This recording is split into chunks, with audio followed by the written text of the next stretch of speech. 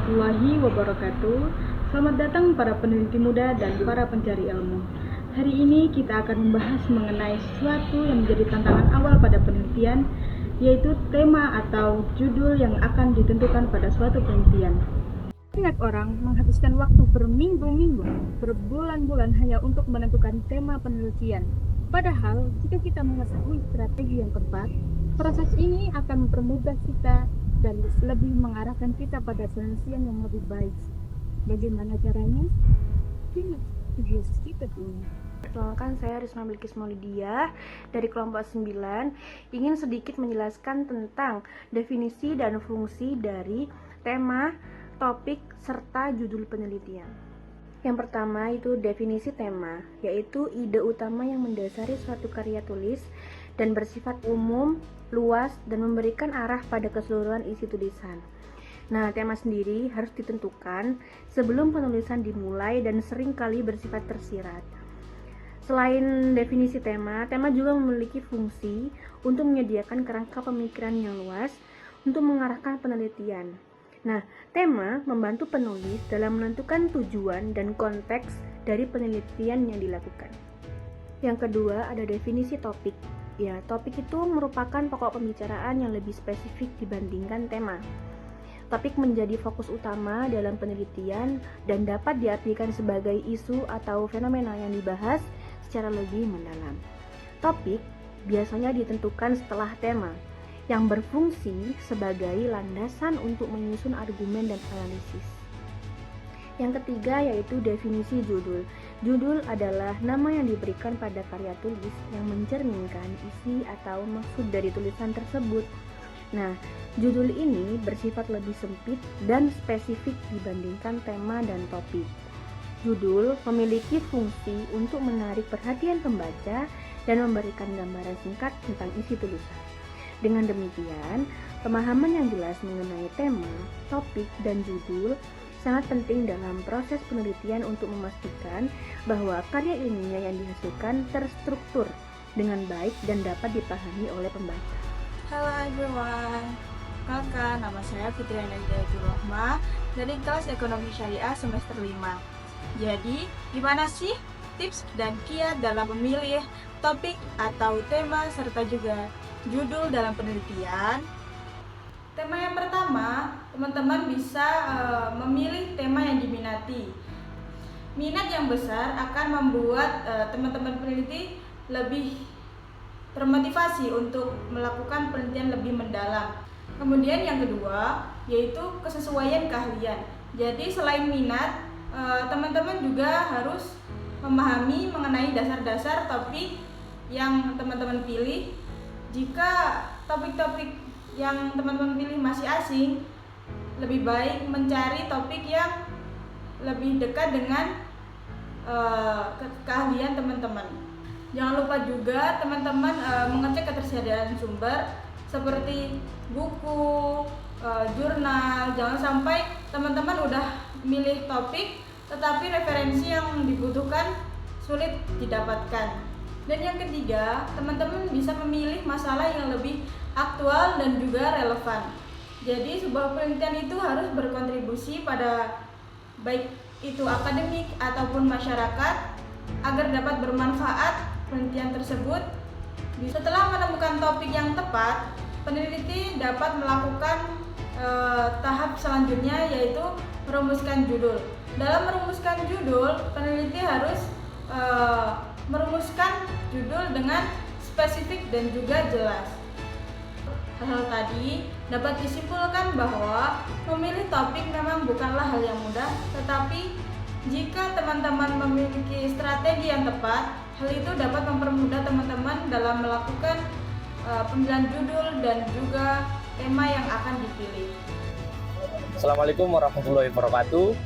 Saya Thalib Ibnu Afan dari semester 5A. Selamat datang di video saya. Kali ini saya ingin membahas tentang metodologi penelitian. Apakah Anda ingin tahu lebih banyak tentang metodologi penelitian? Mari kita simak bersama-sama. Anjay. Oke, teman-teman, yang pertama itu ada definisi latar belakang penelitian. Nah, definisi latar belakang penelitian adalah bagian awal dari sebuah makalah penelitian atau skripsi yang menjelaskan alasan dan konteks penelitian. Latar belakang penelitian itu berisi informasi mengenai masalah yang diteliti, mengapa penelitian tersebut dilakukan, dan bagaimana penelitian tersebut akan dilakukan. Nah, itu untuk definisinya ya teman-teman. Baik, yang kedua itu ada fungsi latar belakang penelitian ya. Apa sih itu fungsi latar belakang penelitian? Fungsi latar belakang penelitian adalah untuk memberikan informasi awal mengenai penelitian, termasuk alasan dan konteksnya. Latar belakang penelitian juga membantu membaca, memahami relevansi penelitian, dan tertarik dengan topiknya. Itu fungsi latar belakang penelitian. Kemudian yang ketiga ada hal-hal yang harus dijelaskan dalam latar belakang penelitian. Berikut adalah hal-hal yang harus dijelaskan dalam latar belakang penelitian. Yang pertama itu ada konteks topik penelitian. Kedua ada alasan dan tujuan penelitian. Kemudian pentingnya topik penelitian, landasan teori yang relevan. Kelima, kajian terdahulu yang terkait dengan topik penelitian. Kemudian ada juga identifikasi masalah yang akan diteliti, tujuan khusus penelitian, dan yang terakhir ada manfaat penelitian. Dengan menjelaskan hal-hal tersebut, latar belakang penelitian dapat memberikan gambaran yang jelas tentang topik penelitian dan mengapa topik tersebut penting untuk diteliti. Nah, itu tadi beberapa hal yang harus kita ketahui tentang metodologi penelitian. Latar belakang. Inti dari latar belakang adalah alasan why, mengapa Anda ingin melakukan penelitian tersebut. Nah, di dalam latar belakang suatu penelitian harus ada satu komponen yang penting, yaitu adalah gap atau kesenjangan. Kesenjangan antara apa? Antara idealita dan juga realita. Idealita ini bisa berupa aturan, teori, hukum, ataupun yang lainnya. Sedangkan realita adalah fakta yang terjadi di lapangan. Ya, contohnya seperti halnya saya ingin meneliti bank syariah. Nah, bank syariah ini idealitanya kan harus sesuai, segala sesuatu yang ada di dalamnya harus sesuai dengan syariat, hukum Islam yang berdasarkan Al-Quran dan Al-Hadis. Sedangkan realitanya ternyata terjadi praktik riba di dalam bank syariah tersebut. Nah, ini kan ada kesenjangan. Nah, yang harusnya bank syariah ini sesuai dengan hukum syariat yang berdasarkan Al-Quran dan Al-Hadis, ternyata terjadi praktik riba di dalamnya. Ini adalah kesenjangan atau ketidakcocokan antara idealitas dan juga realita, hukum dan juga fakta yang terjadi di lapangan. Oke. Selanjutnya yaitu bagaimana sistematika penyusunan latar belakang. Oke.